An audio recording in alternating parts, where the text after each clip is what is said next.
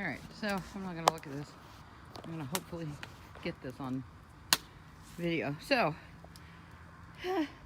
this is my test run of proof of concept.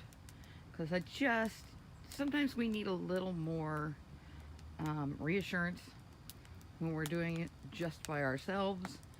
Regardless of how much time we've spent watching these things and studying all that.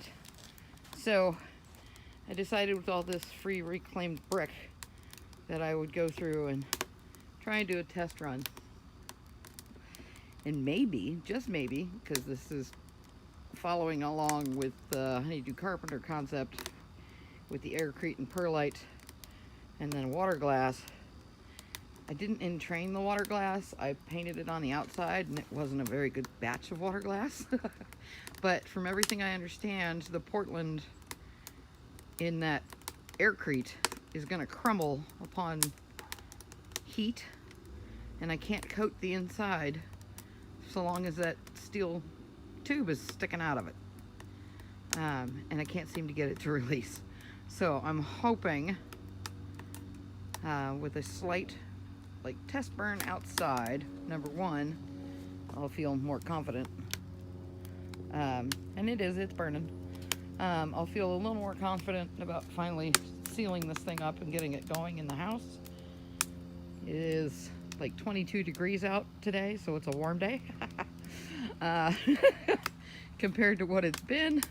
And there's basically, you can see there's basically no breeze, and it's been really, really windy. So anyway, in the bottom of this riser, there is wood ash lye mixed in. It was strained off, washed, and then strained into the mixture with the Portland and the perlite. So it has a little more refractory in the base of that tower, that heat riser. So we'll see what happens. I know this stick is a little too long for what I'm doing. I just wanted to get it out of my way, really. Anywho, so I'm hoping that heat riser is gonna get enough heat that it might release a little bit. I pre-coated with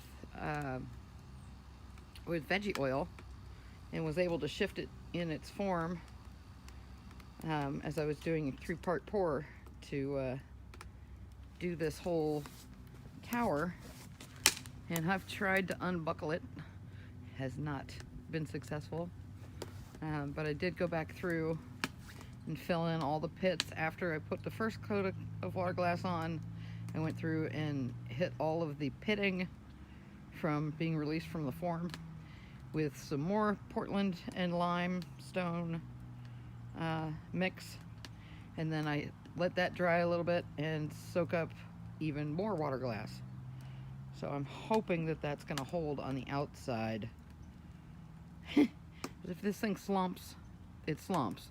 I don't know any other way other than to melt it out of there. So I'm trying to melt it outside with my test run. And if it, if the metal slumps and ends up in the bottom of that not even slipped together brick J-tube, I'm not worried about it. I just don't want it on my fire brick inside in the final build.